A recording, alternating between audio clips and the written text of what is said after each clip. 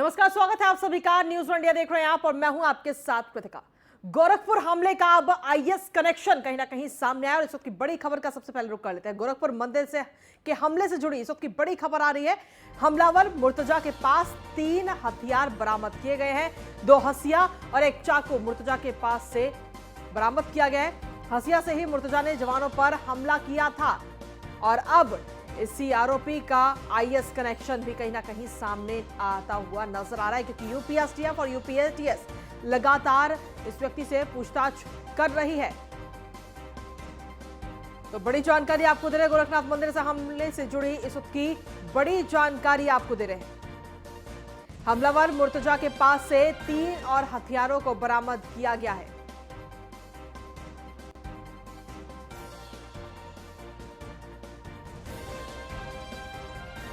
और इसी बीच इस वक्त की एक और बड़ी जानकारी मिल रही है। आपको बता दें कि एटीएस की एक टीम जौनपुर के तारापुर पहुंची है। जौनपुर के तारापुर में रहती है मुर्तजा की पहली पत्नी और मुर्तजा की पहली पत्नी ने चौंकाने वाला खुलासा इस पूरे मामले को लेकर किया है। उसने बताया कि रात भर कंप्यूटर पर काम करता था मुर्तजा और मुर्तजा की गतिविधियां संदिग्ध थी। उसकी पत्नी ने ये तमाम खुलासे किए हैं। तो बड़ी जानकारी आपको दे रहे हैं इस वक्त। मुर्तजा की पहली पत्नी जौनपुर में रहती है और उसने तमाम खुलासे किए। उसने कहा कि मुर्तजा की गतिविधियां जो है वो संदिग्ध थी और पूरी रात भर वो कंप्यूटर पर काम करता था।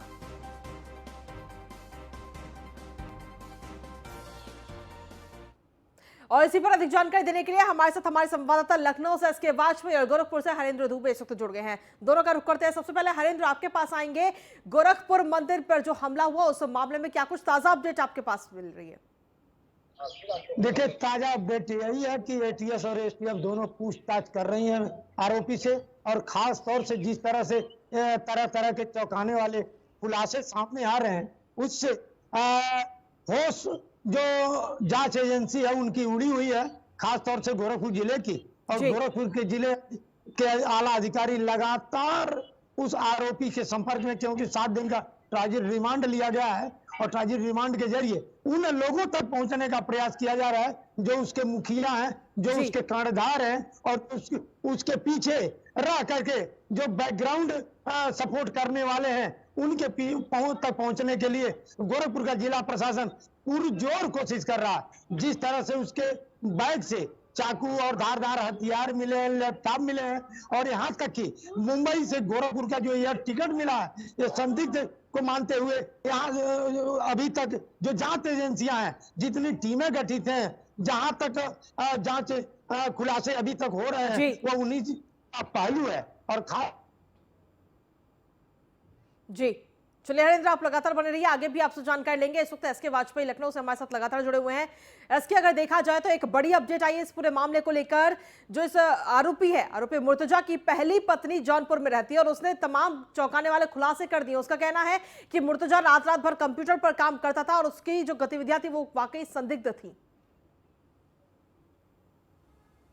आप बिल्कुल, अगर हम बात करें तो एटीएस की जांच लगातार आगे बढ़ रही है और कई शहरों तक, न केवल उत्तर प्रदेश बल्कि उत्तर प्रदेश के बाहर कोयंबटूर, जामनगर, ये वो शहर हैं जिन पर एटीएस की नजर है और मुंबई भी जाएगी, क्योंकि उसके पास से मुंबई का एयर टिकट भी बरामद हुआ था। कुछ समय उसने नेपाल में भी बिताया है और नेपाल में बिताए गए समय को लेकर भी एटीएस लगातार चौकन्ना है। एटीएस की टीम नेपाल भी जा रही है, जहां पर कहीं न कहीं नेपाल में रहने के दौरान वो किससे मिलता था, क्या करता था, किन किन लोगों के साथ वो संपर्क में था, किस तरीके की वो चीजें वहां पर कर रहा था, मतलब कोई व्यापार करता था या किस तरीके के कार्यों में लिप्त था, इन बहुत सारी चीजों को लेकर एटीएस लगातार जांच कर रही है। और ये तो बात हुई कि किन किन शहरों पर एटीएस की नजर है, जिसमें कोयंबटूर है, जामनगर है, उसके अलावा मुंबई शहर है, क्योंकि मुंबई शहर का एयर टिकट उसके पास से बरामद हुआ था। नेपाल में वो कुछ समय बिता चुका है, क्योंकि गोरखपुर की सीमाएं नेपाल से सटी हुई हैं, तो इन संबंधों को लेकर भी लगातार एटीएस काम कर रही है और उस पर आगे जाने की कोशिश कर रही है। और जहां तक उसके सगे संबंधियों का सवाल है, उसने एक शादी की थी जिसमें उसकी शादी तलाक हो गया था और तलाक होने के बाद पहली पत्नी के बजाय अब दूसरी शादी करने जा रहा था, जो कि गाजीपुर में हो रही है उसके दूसरी शादी।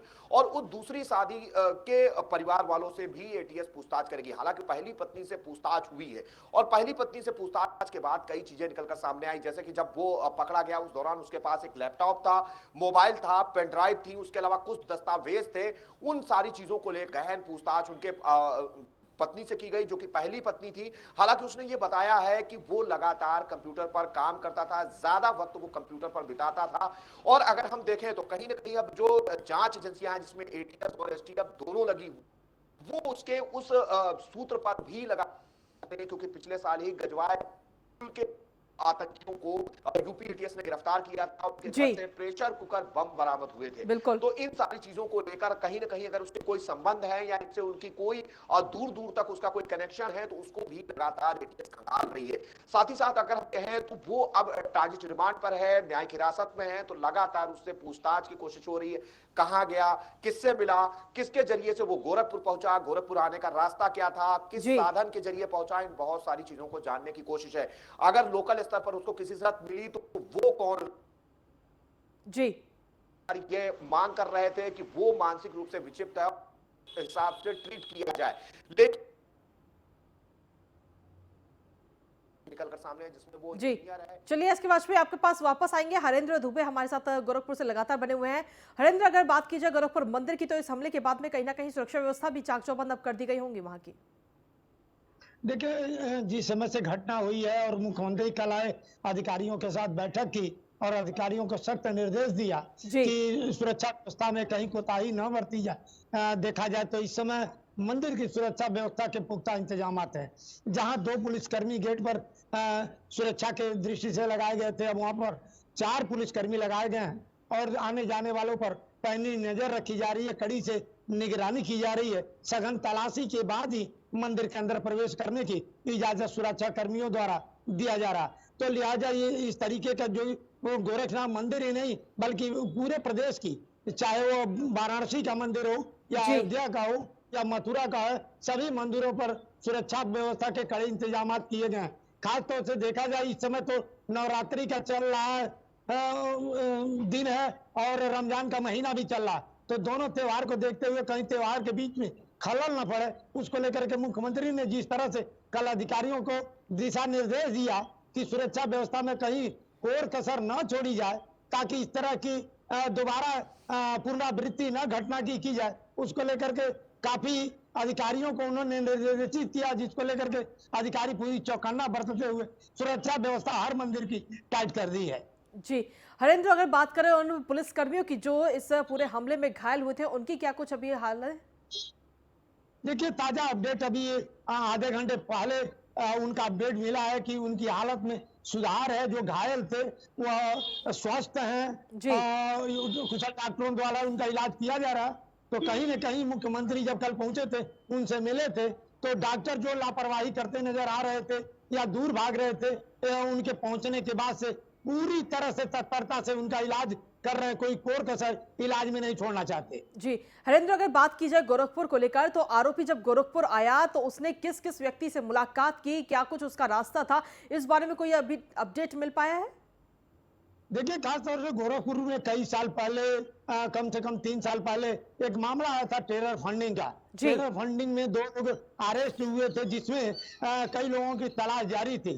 तो कहीं न कहीं उस समय भी ये राज उठा था कि इसके और सूत्र हो सकते हैं। जिस तरह से कल से ये घटना उजागर एक एक करके होती जा रही है, तो कहीं न कहीं टेरर फंडिंग का आशंका जताई जा रही है। दूसरी तरफ कई पहलुओं को लेकर के जो सुरक्षा जो टीमें लगी हैं जांच करने के लिए, कई पहलुओं को लेकर के जांच कर रही है कि कहीं न कहीं कोई कोर कसर न छोड़ी जाए जांच में, जिससे पीछे पछताने की बात हो। इस समय सभी कई टीमें लगी हैं, जांच कर रही हैं और जांच के बाद एक एक कड़ी खुलती नजर आ रही है। इसका लोकेशन कहाँ था, ये कहाँ जाता था, किससे बातें करता था, इसके लैपटॉप में किस तरह के मैसेज थे और किस तरह का दूसरे लोगों से बात करता था। इसकी दर परत खुलती जा रही है और एक एक मामले सामने आते जा रहे हैं। कहीं न कहीं इसका आईएस एजेंट के रूप में सदस्य जो स्लीपर सेल के रूप में काम करता है, कहीं स्लीपर सेल का सदस्य तो नहीं था, उसकी भी जांच पड़ताल बड़े गहनता के साथ की जा रही है। जी चलिए, आप दोनों लगातार बने रहिए, आगे भी आपसे जानकारी लेंगे। तो अब कहीं ना कहीं अगर देखा जाए तो इस पूरे मामले में अब मुर्तजा बोलेगा और सारे राज खोलेगा। इसी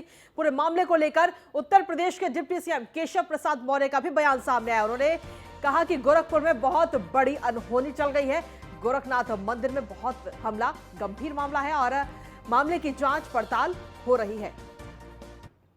गंभीर किस्म की घटना है और घटना का दोषी पकड़ लिया गया है। उन बहादुर जो हमारे सुरक्षा के जवान थे, उन लोगों ने साहस का परिचय दिया है, एक बहुत बड़ी अनहोनी को रोकने का काम किया है और इसकी जांच बहुत उच्च स्तर पर हो रही, बहुत गहराई से हो रही है। और इसके संबंध में जो भी जानकारी होती है वो समय समय पर देने का काम भी किया जा रहा है। लेकिन उत्तर प्रदेश में इस प्रकार की अपराध की मंशा करने वालों को संदेश साफ है कि उत्तर प्रदेश में अब कोई सोचे कि इस प्रकार के अपराध करेगा और वह बच जाएगा तो वह युग ही समाप्त हो गया। तो उसके पास से जो लैपटॉप और मोबाइल फोन बरामद हुए हैं उसमें वो कई कंट्रोवर्सी चूँकि जांच की दृष्टि से जो टीम लगी है वह जैसे जैसे तथ्य सामने आएंगे वह आप सब मीडिया के मित्रों को बताते रहते हैं और आगे भी बताएंगे।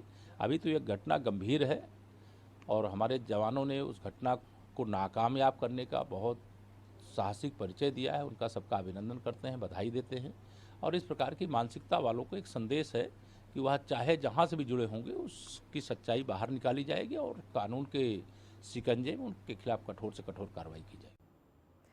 तो केशव प्रसाद मौर्य को आपने सुना, उन्होंने सीधे तौर पर कहा कि गोरखपुर में एक बहुत बड़ी अनहोनी टल गई है। हमारे साथ हमारे संवाददाता एसके वाजपेयी लखनऊ से लगातार जुड़े हुए हैं। एसके, अगर देखा जाए तो केशव प्रसाद मौर्य का कहना है कि एक बहुत बड़ा ये हमला था, लेकिन गोरखपुर के अंदर एक अनहोनी, बहुत बड़ी अनहोनी जो कि चल गई है और गोरखनाथ मंदिर में जो हमला हुआ है वो एक गंभीर मामला है। बिल्कुल निश्चित तौर पर गंभीर मामला है। गंभीर मामला इसलिए भी है कि अगर हम उत्तर प्रदेश की बात करें तो चाहे मथुरा हो, काशी हो, अयोध्या हो, चित्रकूट हो या फिर गोरखपुर का गोरज पीठ हो, गोरज पीठ का अपना अलग महात्म है। सबसे बड़ी बात यह है कि मुख्यमंत्री योगी आदित्यनाथ का गृह जनपद है, मुख्यमंत्री योगी आदित्यनाथ वहीं के पीठाधीश्वर हैं और जिस तरीके से ये चीजें हुई हैं कहीं ना कहीं वो जरूर चौंकाने वाली है और ये गंभीर मामला है। जब कल एडीजी प्रेस कॉन्फ्रेंस कर रहे थे और उनके साथ में अपर मुख्य सचिव गृह थे तो उनका भी कहना था कि बड़ी घटना हो सकती थी, लेकिन हमारे पुलिसकर्मियों की सजगता थे और लगातार कहीं न कहीं तत्परता की वजह से इस घटना को रोका गया है और हमारे पुलिसकर्मियों को बधाई है। यही वजह है कि मुख्यमंत्री योगी आदित्यनाथ उनको 5 लाख का अप्रिसिएशन पुरस्कार दे रहे हैं कि उन्होंने अपनी जान पर खेलकर बड़ी घटना होने से बचा ली। और निश्चित है कि कहीं न कहीं जिस तरीके से अभी कुछ दिन पहले ही मुख्यमंत्री योगी को भी धमकी मिली थी और उस धमकी के बाद इस तरीके की अगर घटना होती है तो निश्चित है कि चौंकाने वाली है और जिस तरीके से तथ्य अभी तक निकलकर सामने आ रहे हैं वो जरूर कहीं न कहीं बड़ी साजिश की तरफ इशारा कर रहे हैं। जैसा कि कल एडीजी ये लोग खुद भी कह रहे थे कि हम आतंकी साजिश से इनकार नहीं कर सकते हैं और हर तथ्य की हम जांच कर रहे हैं। तो निश्चित है कि एटीएस टीमें लगी हैं, चाहे उत्तर प्रदेश का गाजीपुर जिला हो, चाहे उत्तर प्रदेश का जौनपुर जहां से उसकी पहली पत्नी आती है, या अगर हम उसके अलावा बात करें नेपाल कनेक्शन जहां पे वो रह चुका है, या कोयम्बटूर, मुंबई, जामनगर जैसे शहर जहां पर वो लगातार आता जाता रहता था। तो इन सभी जगहों पर लगातार एटीएस की नजर है, हर उसकी एक्टिविटी को ट्रेस करने की कोशिश है, कहां गया, किससे मिला, किन लोगों से मदद ली और किन लोगों से वो बात करता था, किन लोगों के वो संपर्क में था और किस तरीके की बातें होती थी। क्योंकि लैपटॉप पुलिस के पास है, मोबाइल पुलिस के पास है, जो उसके पास है दस्तावेज मिले हैं वो उसके पास है और सबसे बड़ी बात यह है कि उसने हमला करने के बाद वजह भी नारे भी लगाए थे। तो इन बहुत सारे एंगल्स को लेकर लगातार एटीएस की टीमें पूरी छानबीन कर रही है और कोशिश की जा रही है कि हर उस तथ्य को, हर उस चीज को निकाला जाए जो कहीं ना कहीं इस पूरी घटनाक्रम के पीछे है। जी चलिए इसके आप लगातार बने रहिए। हरेंद्र, अगर बात करें गोरखपुर को लेकर तो गोरखपुर में किस तरीके की छानबीन अब वहां पर की जा रही है आरोपी की गिरफ्तार होने के बाद?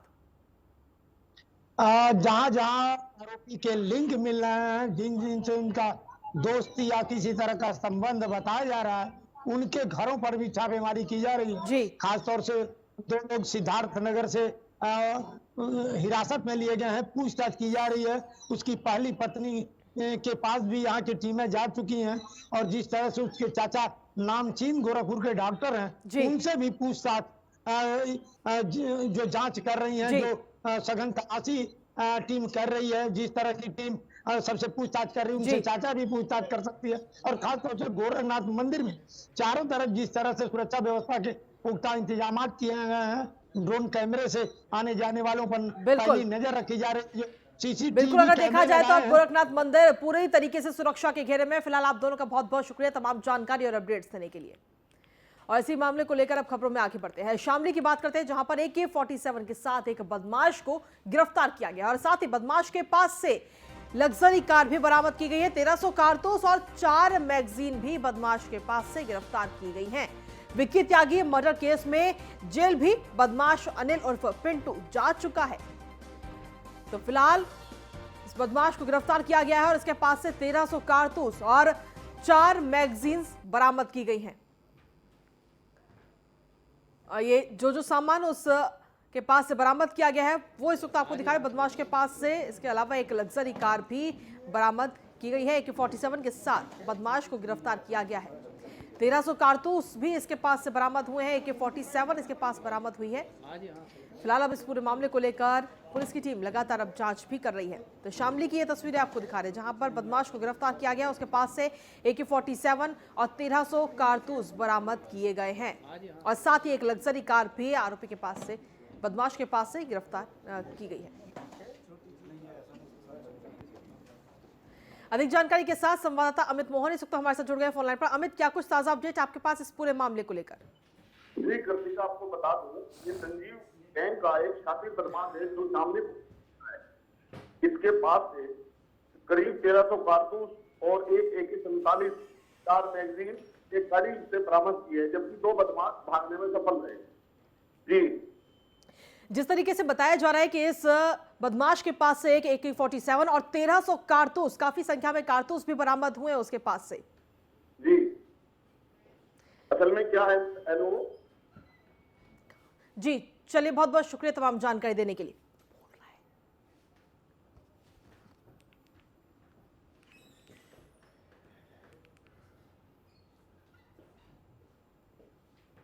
और वहीं केंद्रीय गृह राज्य मंत्री निशित प्रमाणिक ने न्यूज वन इंडिया से खास बातचीत की और इस दौरान उन्होंने क्या कुछ कहा है आपको सुनवाते हैं।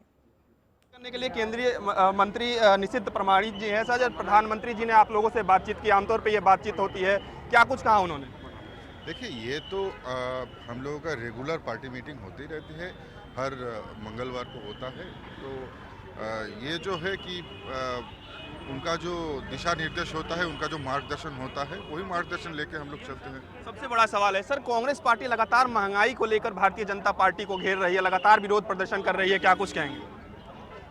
देखिए, कांग्रेस के बारे में मैं कुछ कहना नहीं चाहता। धन्यवाद सर। तो ये थे हमारे साथ केंद्रीय राज्य मंत्री निशित प्रमाणिक जी, जिनका साफ तौर पे कहना है कि कांग्रेस पार्टी के बारे में हमें प्रतिक्रिया नहीं देनी है। निश्चित तौर पे जो बैठक है वो आमतौर पे होती रहती है। वीडियो जर्नलिस्ट राम त्रिपाठी के साथ पीयूष तिवारी, नई दिल्ली। वहीं बीजेपी सांसद रमेश बिधूड़ी ने भी न्यूज वन इंडिया से खास बातचीत की। इस दौरान क्या कुछ कहा रमेश बिधूड़ी ने, आपको सुनवाते हैं। हमारे साथ बातचीत करने के लिए रमेश बिधूड़ी जी हैं। सर, आज भगवा रंग की टोपी पहने हैं सर, आज नई टोपी दिख रही है, क्या कुछ कहा प्रधानमंत्री जी ने? अंदर ये पुरानी टोपी है भैया, हमारे कितने चुनाव हैं सब में देख लीजिए। भगवा कलर है हमारा, त्याग का प्रतीक है। हमारे नेतृत्व में अंतिम व्यक्ति का उदय हो, ये संकल्प था जब भारतीय जनता पार्टी का गठन हुआ था जनसंघ के रूप में। 1980 में भारतीय जनता पार्टी की 6 अप्रैल को स्थापना हुई है। हमारी इस 42 साल की पार्टी के काल में दुनिया का सबसे बड़ा राजनीतिक दल भारतीय जनता पार्टी बना है। आज दुनिया का सबसे बड़ा लोकप्रिय नेता भारतीय जनता पार्टी का नेता है, माननीय मोदी जी, वो दुनिया का लोकप्रिय नेता है। तो इसलिए हम सबके लिए गौरवान्वित करने वाला विषय, इसलिए टोपी पहनी। सोनिया गांधी कह रही है कि भारतीय जनता पार्टी बंटवारे की राजनीति करती है, बांटने का काम करती है। ये सोनिया जी को अपनी थोड़ी याददाश्त ठीक कर लेनी चाहिए। कश्मीर को किसने बांट कर रखा हुआ था इतने लंबे समय तक? कौन सा परिवार, कौन सा खानदान था? भारत के टुकड़े अगर हुए 1947 में तो किसने किए, उसको याद करे सोनिया गांधी। कश्मीर को भारत का अभिन्न अंग किसने बनाया है? इसी पार्टी ने बनाया है। सामाजिक समरसता के साथ सो कॉल्ड सेक्युलरिज्म की बात करने वाले लोग, उनको चिंता होनी चाहिए इस बात के लिए। आखिरी सवाल रहेगा सर, नवरात्र के दिनों में कई जगहों पे मीट बैन किया गया है, इसको लेकर ओवैसी लगातार सवाल उठा रहे हैं। पूरे देश में किया जाना चाहिए, पूरे देश में किया जाना चाहिए। कांग्रेस को भी ये सबक सीख लेना चाहिए कि देश के बहुसंख्यक समाज की भावनाओं की चिंता इस देश में अगर कोई नहीं करेगा तो कांग्रेस कहाँ चली गई है, बाकी दल भी वहीं सिमट कर रह जाएंगे। धन्यवाद सर। तो ये थे हमारे साथ रमेश बिधूड़ी जी, जिनका साफ तौर पे कहना है कि जो मीट बैन किया गया है थोड़ी जगहों पे किया गया है, लेकिन ये सभी देश भर के अलग अलग इलाकों में भी किया जाना चाहिए। कांग्रेस भी इस बात को सीख ले। वीडियो जर्नलिस्ट राम त्रिपाठी के साथ पीयूष तिवारी, नई दिल्ली। हमारे साथ वही खबरों में आगे बढ़ेंगे और बड़ी खबर का रुख कर लेते हैं लखनऊ से, जहां पर कारागार मंत्री धर्मवीर प्रजापति पहुंचे और कारागार मुख्यालय में अधिकारियों के साथ बैठक करते हुए नजर आएंगे धर्मवीर प्रजापति।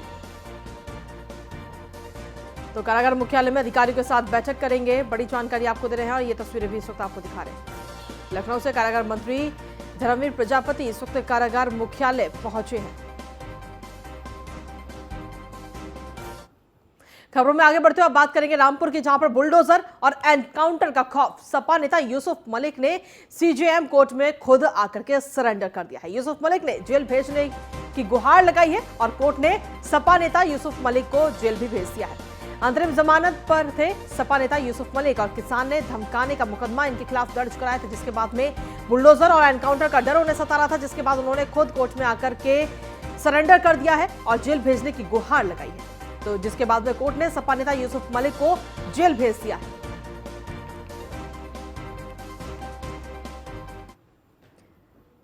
वहीं गाजियाबाद में जीडीए ने अवैध प्लॉटिंग और बिना नक्शे के अवैध निर्माण पर बुलडोजर चलाकर उन्हें ध्वस्त कर दिया है। जीडीए वीसी और परिवर्तन जोन 2 के प्रभारी गुंजन सिंह की अगुवाई में यह कार्रवाई की गई। एआर के सिंह ने अवैध कॉलोनी काटने वालों के खिलाफ बुलडोजर चलाकर उन्हें ध्वस्त कर दिया है और उनके साथ मौके पर जीडीए की टीम और पुलिस बल भी मौजूद रहा। इसी के साथ खबरों में आगे बढ़ते हैं, बात करेंगे अब जौनपुर की, जहां पर दिन दहाड़े मंदिर परिसर के बाहर गोलियां चली हैं। दबंगों ने मंदिर के बाहर एक के बाद एक फायरिंग की है, जिसमें 4 लोग घायल हो गए। मंदिर परिसर में शराब पीने के विरोध पर फायरिंग की गई और विरोध करने पर दबंगों ने ग्रामीणों पर गोलियां चलाई हैं। घटना के बाद मंदिर के बाहर भारी पुलिस बल भी हालांकि तैनात कर दिया गया है। सिकराड़ा थाना क्षेत्र के मसीदा गांव की यह पूरी घटना बताई जा रही है। तो मंदिर परिसर के बाहर दिन दहाड़े गोलियां चलती हुई नजर आई। दबंगों ने ये गोलियां चलाई हैं, जिसमें कई लोग घायल भी हो गए हैं। आज सुबह लगभग 8 बजे के आसपास ये गांव जहां हम लोग खड़े हैं, ये मसीदा गांव है, थाना सिकरारा अंतर्गत। यहाँ पर ये 2 पक्षों में आज कुछ लोग दोनों तरफ से इकट्ठा हुए थे और ये डीह बाबा का ये मंदिर है। यहाँ पर मसीदा गांव के लोग लड़के भी यहाँ इकट्ठा थे और दूसरे जो बगल में गांव बिशुनपुर है वहाँ के लड़के भी आए थे। ये बताया जा रहा है कि यहाँ पर इस मंदिर पर बिशुनपुर के कुछ लड़के आकर के यहाँ पर नशे का सेवन करते थे। इस बात को मसीदा के लड़के मना करते थे। इसी बात से क्षुब्ध होकर बिशुनपुर के लड़कों ने आज अपने और लड़कों को लेकर के यहाँ पर आए और यहाँ मसीदा गांव के लड़कों से उनका झगड़ा हुआ। इसी दरमियान बिशुनपुर के कुछ लड़कों ने यहाँ के लोगों पर। और इसी के साथ फिलहाल मेरे साथ इस बुलेटिन में इतना ही। बाकी तमाम खबरों के लिए आप लगातार देखते रहिए News 1 इंडिया।